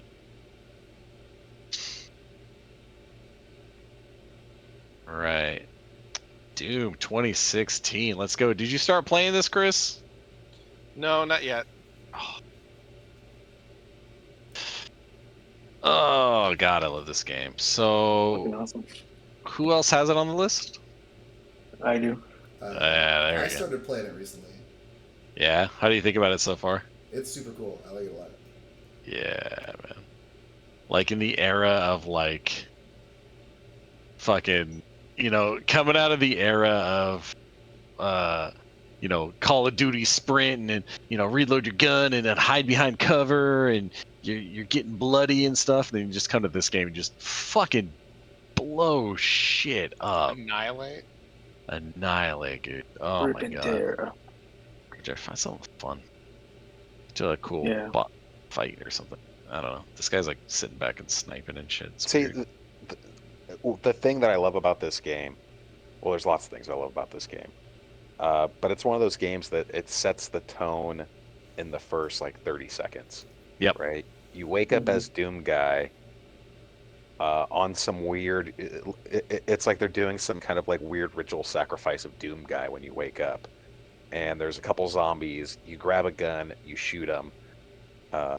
You go to a console. It seems like there's about to be some kind of like story exposition, and Doom Guy just like hits the console out of the way and he's like, fuck it. And then you just go along with the game and then you start killing dudes.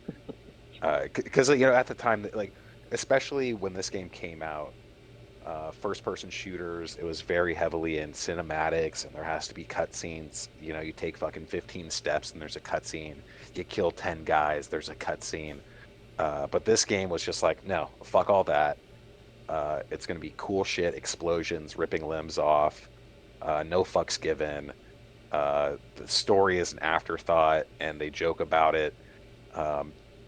There's an alarm in the very first area, and it's like, warning, demonic possession is at hand. Or it's like something just absolutely absurd. Like the game doesn't take itself seriously at all.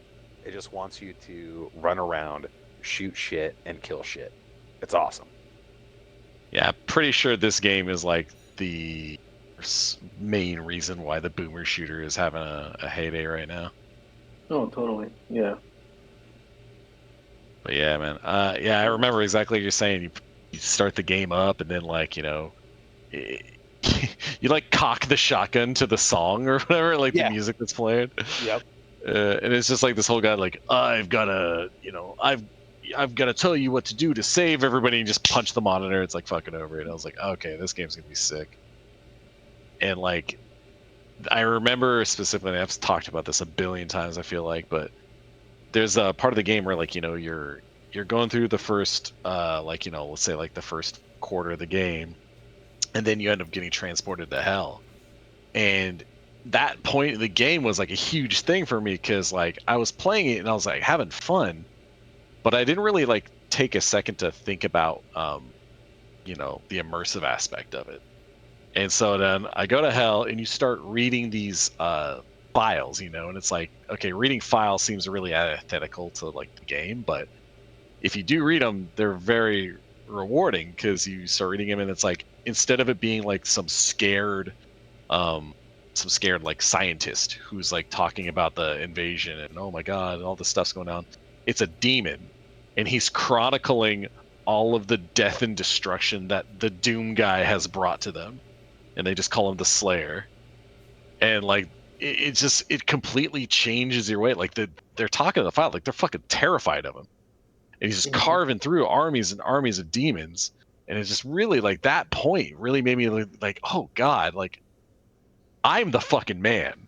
Like I'm not trying to survive fucking hell. So real quick, so while this footage is playing, this is a yeah. great example of why I also love this game. So this is a very classical boss fight. There's pattern recognition. You have different phases. You have to actually figure out what the boss is doing. I guess like when I over reductionized it by saying, run around, shoot shit, kill shit. It does have these aspects to where it almost brings in old school shmup kind of gameplay, right? Like old school bullet hell gameplay, where you're doing pattern recognition and trying to figure out, okay, how the hell do I use my abilities to get in between all these different shots and while maintaining my health, while still giving damage to the enemy so I don't die. And there's also this cool little system to where as you weaken an enemy, they'll start flashing, and you can go on what's called a glory kill, right? Where you'll rip their arm off, or you'll do a cool animation to finish them off. And while it's cool just from a visual perspective, it's intrinsically tied to the gameplay to where as you do those glory kills, like various ammo will come out of them and armor, right? So there's an incentive to actually continue to, oh, right on time. There's a glory kill right here. Booyah.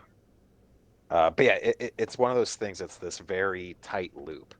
And then, of course, you have the chainsaw, and you have limited uses of the chainsaw. You have gas, but the chainsaw, it's like you chainsaw a guy, and it's like Christmas, like health and all kinds of ammo. It's just bursting out of this enemy.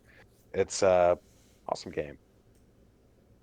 Yeah. Yeah, this one, I like to joke about the Switch a lot, but this game was introduced to me when I rented it on Switch. I didn't understand it. It actually doesn't play that bad on the Switch. Looking back, it actually plays decent, and it doesn't look too bad.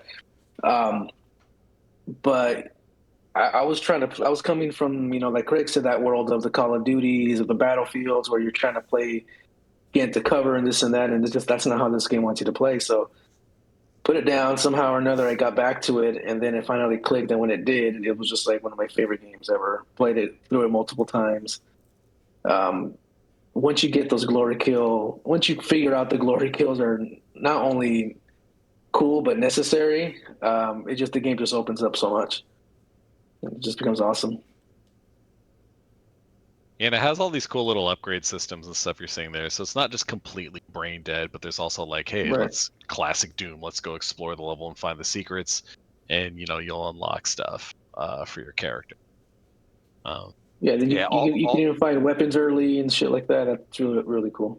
Yeah, and all the weapons, they have multiple different secondary fire modes, right? So, for example, there's an assault rifle, and you can install a mod to where right-click zooms in, kind of like a sniper rifle. Or you can do a mod where it shoots a bunch of little mini rockets when you hold down the right trigger or the right mouse click or whatever. So there is a good amount of depth, because then you could start figuring out how you want your build. You're like, okay, I want to use this secondary rate of fire with this gun, and it's Is that a mod that you have to download that's not part of the No. initial build of the game, or That's just what it's called in the game, a weapon mod. Yeah. Okay. Yep. Okay. Exactly. Yeah. Do you like it, Craig? Do you like this better than Doom Eternal? Yeah, because tonight's been a really interesting night to kind of show like my perspective on like what I value in games and stuff like that. And like the thing that this game does for me, like I was talking about earlier, like that one, having that moment of realizing that like, no, I'm not the fucking guy trying to survive the scary demons. No, I'm the guy who's here to fucking clean all of them up. Like I am the fucking backup, like It's like the demons are trying to survive you. yeah, exactly. Right. And that's when it's like it changed how I played the game, and I just went fucking hyper aggressive, like running straight up to dudes. It didn't matter what gun I had. I'm like, I'm fucking blowing you the fuck up right now. And even then, like I'd be too aggressive, I'd die, but I'm like, I'm having so much fucking fun playing like this. It's like I don't care. Like, let's go again. But yeah, like so comparing this with like Doom Eternal, this game did everything. I think it's like gotta be as I don't know if it's a real perfect game, but it's as close to a perfect game as I can think of. Because like all of everything you did, like there's enough power-ups to collect to make it worth exploring the levels without it being exhausting. The combat, you had a ton of different guns, you play a ton of different ways. And then you had your chainsaw to like get new ammo, your melee to the glory kills to get health back. So it's like, okay, I got these cool little things, and it's just running about. And all I wanted to do was run through the level, switch, like shoot till I ran out of ammo, switch to another gun, shoot till I ran out of ammo, switch to another gun. And then when you play Doom Eternal, it's like they've added in like 5 more systems on top of that. It's like, cool. Well, now you're armored. Now you gotta use the flamethrower. And you gotta remember to press the flamethrower button when it's on cooldown. All right, now you gotta throw your grenade out. Now you gotta do this. Now you gotta do this. And it was so much that like. Yeah, they complicated it a little bit too much. Yeah, I watched in an interview. The developer said like they treated the game like it's a combat puzzle. So, like every enemy in that game, they're not just like meat bags like they are in this one, where it's like almost all of them just like, yeah, just get your heaviest hitting gun and blow them the fuck up. In that one, it's like, okay, this enemy has a shield, so you want to do this. This enemy does this, so you want to use this weapon. And so they'll throw out these enemies at you, and you're like, okay, I got to do this first, then this, then this, then this. And you've got to plan it all out in the heat of battle while running in an arena, not getting slaughtered. And like, because of the puzzle aspect of it, they've complicated it to where you're no longer running around destroying people. It's like, no, I have to wait for the opportune moment to have enough ammo to use this, or the right ammo to be off cooldown, all this stuff. And it's like that Eternal was awesome, but it doesn't hold a candle to this, in my opinion. So yeah, this one's just I'm with you on that. yeah, this campaign and Titanfall 2 are the ones that stand out the most to me. Just like, God fucking damn it, this campaign is fucking perfect. Yeah. But yeah, so yeah, you two should finish playing it. All right. So was that I also Doom love how 2016? self-aware. Just real quick, I like how self-aware the game is. Like some of the hidden things you get are like little mini Doom guy figurines. Mhm. It's just Yeah. just another one of those things where the game just does not take itself seriously. It's fucking dope. Yeah, a lot of fun. I'm interested, like knowing what we know about idsoft. It's like it'd be interesting to know, like, talking about how the Switch version runs relatively well. Like if that's something to do with the fact that John Carmack was a part of id, and he had a bunch of fucking brain geniuses in there doing crazy stuff with the engine and making things work that shouldn't work. Yeah, I mean he was around when they were making that engine, but by the time that version of Doom was in development, he was already working for Oculus. But he did work on that engine when it was Call of Doom, as you guys have probably seen. Like originally, Doom 4, as they were calling it, was going to be kind of like COD, but with like demon Gotcha. running Yeah, around. Yeah, so there's actually some saw like that. prototype stuff. Yeah, it's kind of funny. But yeah, John Carmack's the shit. All right. Well, it looks like we're running near on time, so I think this is good for today. Yeah, another 4 to 6 months, we'll come back and do it again. So basically, you guys are just telling me I need to play Doom. Yeah, dude. Please. Doom and Inscription. Those are the two. I'll be honest, I'm more likely to play Doom than I am Inscription, but That's fine. I will. Can't go wrong, dude. Both Game are great fucking rules. choices. It's always on sale too. Yeah. All right. All right, guys. Well, till next time, signing off.